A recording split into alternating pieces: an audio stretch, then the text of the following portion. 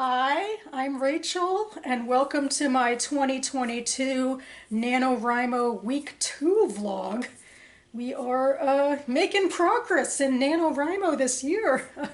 It is a weird week to be the second week of November, at least in the DC area, where the weather this weekend has been much more like, summery. I mean, like weather like in the 70s.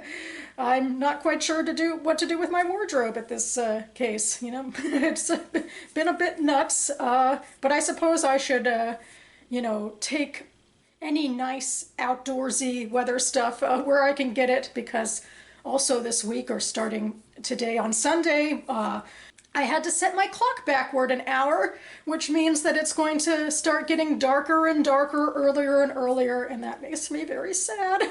But we'll make it through somehow, maybe with writing and nano and the craziness that'll take my attention away from the fact that it's going to be dark and gloomy most of the time now. I don't know. Maybe it'll be nice weather though. But anyway, to stay on target here. I actually have to get out the door relatively quickly because I am going to a concert. It's an Irving Berlin pastiche concert. A band is coming together at my local JCC to perform his music. I'm excited. I like having opportunities to go out and do Jewish things around town for my Jewish DC blog, and since I am a rebel for Nano, I am counting my blogging as part of the 50K. So yeah. And anywho, once I get home from that, there should be the final double up donation author interview on the NaNoWriMo YouTube. The executive director, Grant Faulkner, has done a couple of interviews with authors as part of, I guess, the festivities for the donation push. And I believe today the interview is with Charlie Jane Anders, who's actually the author I know most of the ones he's interviewed. So I'll be excited to see what she has to say and how she can hopefully rev us up for, week 2.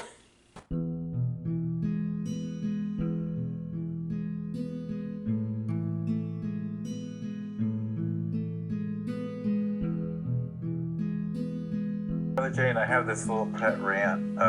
Sometimes I hear genre fiction and fantasy fiction in particular critiqued because it's escapist and it's not attached to real world commentary or critiques. And there's this great quote from you in your book. Now I'm forgetting the name of your book, but anyway, your writing book, that escapism is resistance. And I think that's such a fascinating quote, and I was wondering if you could tell us more about that. Yeah, I mean, I really believe that. I really believe that escapism is super important, and that it helps us to imagine other ways of being, and that it helps us to it gives us strength and encouragement, because often escapist stories are about, fighting back against oppressive power structures, and maybe there's elements of them that are not entirely realistic for whatever values of realism we're deciding are important right now, but I think that escapist stories kind of open up our world. They open up our imagination to other ways that we could live, and they help us to get out of this box of like things have to be a certain way. There's only one way the world can work. People who are powerful now are always going to be powerful. Everybody else is going to always be powerless. I think that, when you're visiting another world, you can actually kind of think outside of those things that have been imposed on us that we think are natural because they're the way things are right now. But I also think that, you can definitely, with care, you can use kind of like allegory and you can use kind of otherworldly settings and ideas to kind of get at real serious problems that are hard to talk about in our current world because they're so endemic and so kind of ingrained in everything, and it's hard to see like the things that are all around us that we kind of take for granted. And so taking those things and kind of putting them into another world or another context can actually make them more visible and easier to kind of understand. But I also do just think that escapism is fun, and I think we need fun. I think that to like quote Emmett Goldman, if I can't dance, I don't want to be part of your revolution. I think that we need fun and excitement and all that, or we're going to just burn out and be unable to keep on fighting. So I think that if there's something that just gives us joy and makes us happy, then we should embrace it. I love that answer so much. Good morning. It is the start of a new work week. But that being said, this particular work week is a little bit shorter. We have Friday off for a federal holiday in the U.S., those of us who follow the federal holiday schedule, so fewer days to get through. And also at the end of today, I am going to my writer's salon in DC, and I will be working on my fantasy project. I am starting a new chapter. It's a chapter where there's a religious ceremony, there's some penance at the end. I think it's supposed to be a little bit of a calm before the storm for my character, but that makes me think, I wonder if too much is going on for her. Like, she has too many balls up in the air. Some of them I think are me focusing too hard on things that should probably be gone and, moving forward by this point, and then some of it is I just have too many, plot points or themes or whatever that I want to incorporate in the story, and maybe I'm not doing it all properly yet, but I guess if there's any time to throw everything at the kitchen sink, if that's the right metaphor, this would be the time, and I can put all sorts of craziness into this chapter, and then in revision I'll have to be like, whoa, how do I narrow this down and, make it cohesive? But yes, so far I feel like I'm somewhat keeping the inner editor at bay, but we'll see how she rears her ugly head. But for now, that's my plan, getting through work and then getting to the salon.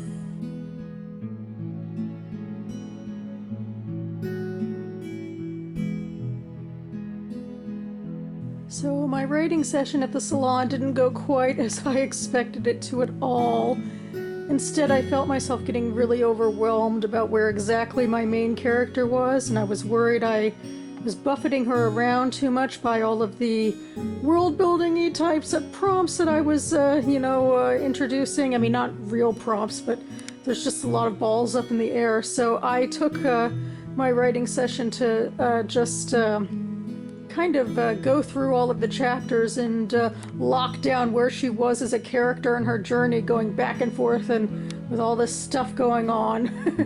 And then I was walking home and my mind was afresh with all the stuff for the second act about that I had sort of been blanching over about what do I put in this second act, Act 2B. And suddenly my mind was awash with maybe I should do this and maybe I should do that, but I almost feel like it's much of the same, that it's really heavy into more world building in a way. I'm trying to also think a little more about character stuff, which is really where I think my mind should be, and hopefully it'll make the project a little more fun. At the moment I'm kind of finding it a little intimidating, but so there we have it. So I get home and it's Monday night, and Avenue 5, which is like the stupidest hilarious show, is dropped. I mean, I even have trouble finding it hilarious because it is so stupid. I mean, I'm almost offended with myself that I laugh at it. But there's an episode, and maybe it's a nice salve against overthinking and overangsting about a novel. Or it's a salve against a lot of my other TV watching, including of House of the Dragon and Rings of Power, which are two shows that I want to review for my NaNoWriMo on my blog. So that's some other writing that's niggling at me and that I'm overanalyzing, I suppose. So here with the silly ridiculousness of Avenue 5, maybe it's a little bit of an anecdote to all of the crazy writing stuff going on. Leaving my condo early, or at least early for me anyway, to do my civic duty.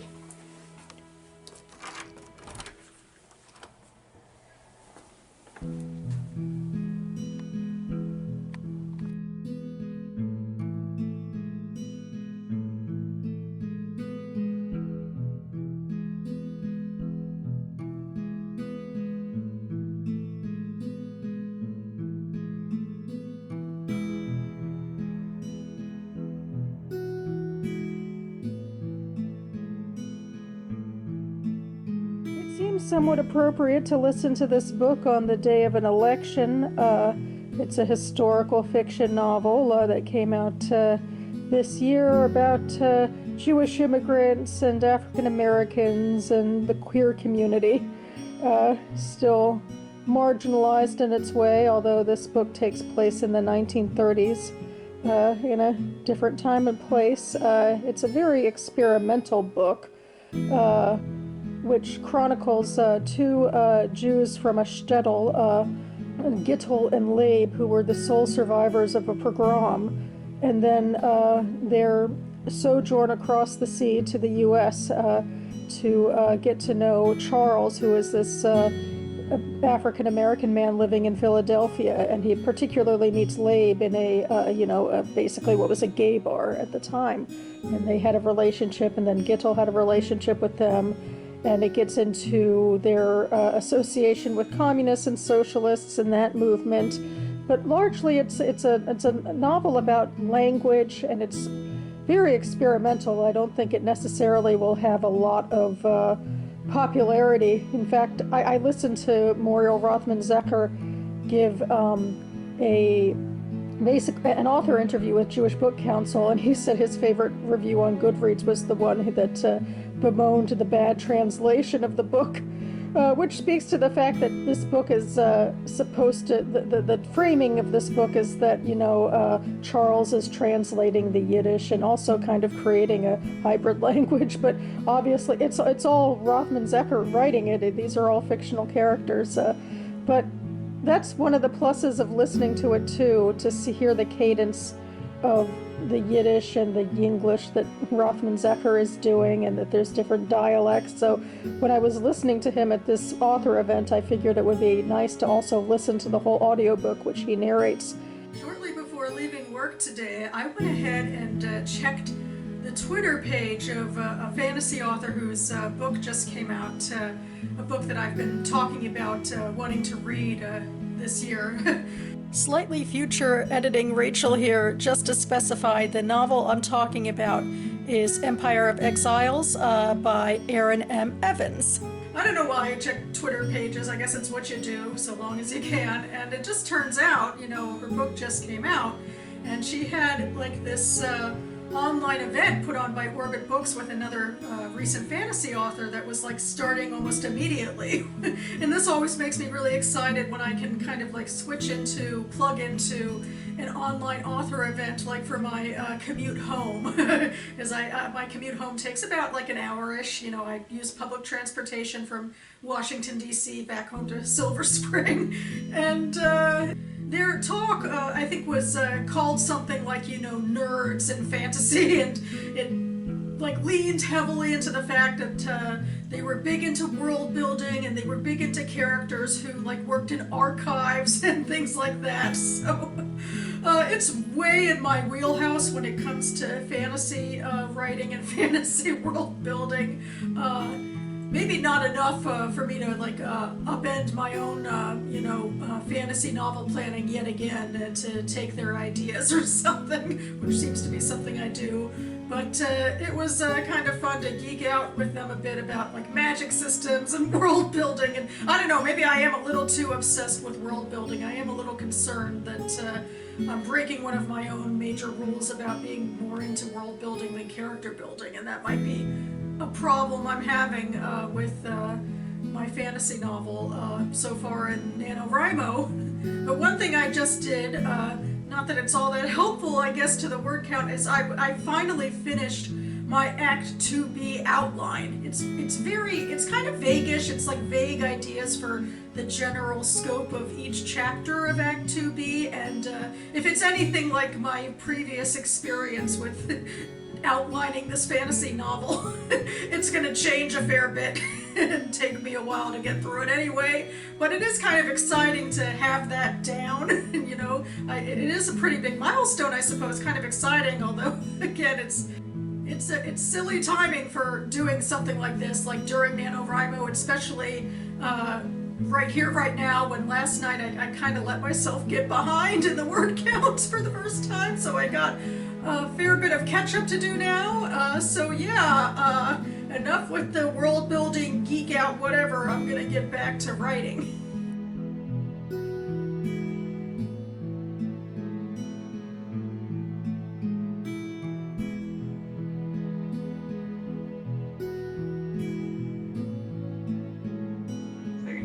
Well, what's your favorite moment that you've written for your nano project so far? It can be one of those like silly little like sentences you just made up, or like silly observation, or like maybe a scene you're proud of.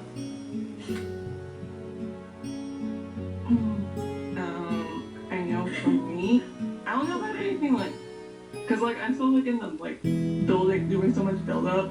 I don't have like any like fun action scenes yet. Well, I had one, but I don't really know how to direct action scenes, so I don't know if I'm proud of that yet.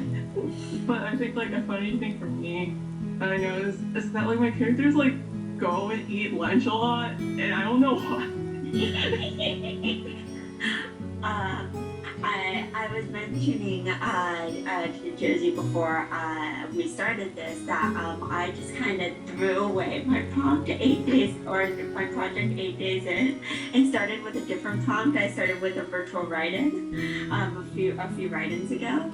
It somehow ended up combining, and so it was okay. But that means I kind of am just starting from the beginning again. And in the beginning, I have this line that's, "Now look what you've done. You've gotten my dress all dirty." That's because she just killed a guy.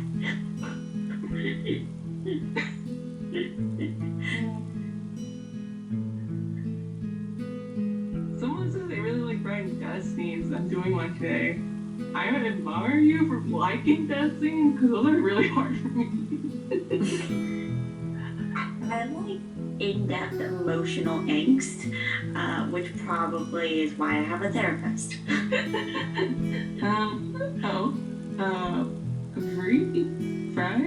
Free says, breakfast and tea. I'm constantly throwing breakfast and tea at my poor characters. It's an intense writing. See, we're all the same. Are your characters British? Are you British? Taylor says, I keep saying step way too often. Big step back, take a step forwards, take a step backwards, stop stepping. I think my writing trick is like, I have this one character and all he does is sigh. So I know he's like a very tired character, but I think he should do more than say. I relate to that character on a soul deep level. I just finished The Unbroken by C.L. Clarke, and I was a little unsure about this book, although I remember how much it caught my fancy when I heard about it at the 2021 virtual San Diego Comic-Con, but I feel like on BookTube it was a little less well received than some other fantasy books that are similar. This is about, it's secondary world, but it's about colonization with an empire and one of its sort of subject colonized countries. We are following two main characters especially. Here's Terrain on the cover. She is a conscript. She was taken from her home, which is the country where all of the action of this book actually takes place. She was taken as a child and raised to be a soldier. Terrain is brought to her home for the first time to sort of quell rebellion, and she's traveling with the princess. Luca, the princess, is a scholar. So she uses Terrain, who is ultimately framed by her, very unequal army system, framed for a crime she didn't commit, and Luca is able to free her and give her a new life as an emissary to the rebels, and things go from there. And I feel like the characters are really good. They're complex. Luca isn't the evil empire. Terrain isn't, the completely righteous and, ultimately always making the right decision sort of character either. And we really get to see them struggle as they start to sort of have new places in life as they go to the Quasali capital and things change on them. And magic comes into the picture, and it's just so interesting. I guess I like this about fantasy where, magic and religion gets to be, in the physical world the way it isn't in the real world. And like I also in my fantasy novel am dealing with gods and powers like that. So I don't know, that spoke to me as well. I am indeed very excited for the second book that will be coming out next year. I'm really glad I finally got to this series. And as a final note, I figured I would compare covers to Rebel Daughter, which I read and discussed in my last vlog video, because they're so similar. The covers are similar, and the stories in a way are similar, because it's about empire and oppression of colonized lands, and about colonized people who basically fight against it in a way, although in Rebel Daughter, Jerusalem ultimately falls. Hopefully it won't be that bad for Terrain and her homeland she was taken from, but I guess we will have to see. It's a weird time to be going out.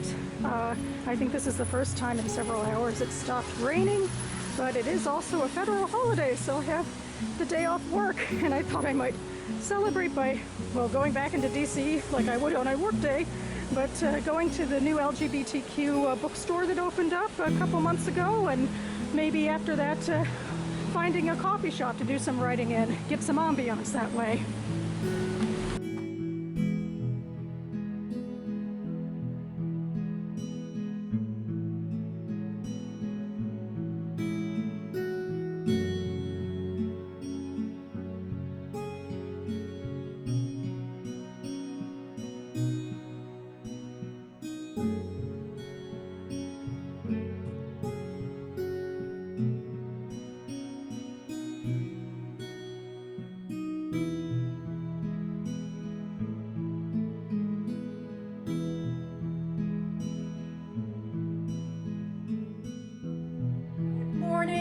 Well, it's a little later in the morning than I might have liked, but luckily my writing salon session today is in the afternoon, so plenty of the day still ahead of me. And I've been talking so much in this video about world building and my obsession with it and how it hinders me. So one of the major things I want to make sure that I do in this writing session at the salon is start my next chapter. Although I do think some of the world building I got into, like last night or whatever, could help with that. I was researching a bit into the Holy Temple, the Second Temple of Solomon's Temple of Jerusalem that was destroyed by the Romans, and is a major influence on my own world building, although then again I also have to find that balance between, I guess, doing my own thing and taking inspiration. But anyway, it did give me some ideas for this next chapter particularly, which is about ceremony, a holiday, and ceremonies and how that might look. So that's helpful. Although again, speaking of balancing acts, of course, there's building up that world building versus, making sure the characters, are real and present. Although certainly world building details also build words. We could have a little bit of both. And speaking of which, all of this background, whirlwind stuff I've been doing this week also could prove to be helpful to my characters, because I had this revelation the other day that these two secondary characters that I created should be father and son. I've been writing them for a long time now, but it just came to me that if I made them father and son, that could amp up drama, and that could amp up character motivations and character connections to one another, so that all of the secondary characters kind of feel like real people and not just like they're there to, be cardboard cutouts behind my main character. So that's something else that'll hopefully come up in my writing today. But yes, focusing on a chapter, that was a major goal that I had for the writing salon, and I didn't meet it on Monday. On Monday I definitely was trying to do some research and recouping what I already wrote, but now I really want to move forward and start a new chapter. And hopefully I will be reporting back in my NaNoWriMo Week 3 vlog about how that went.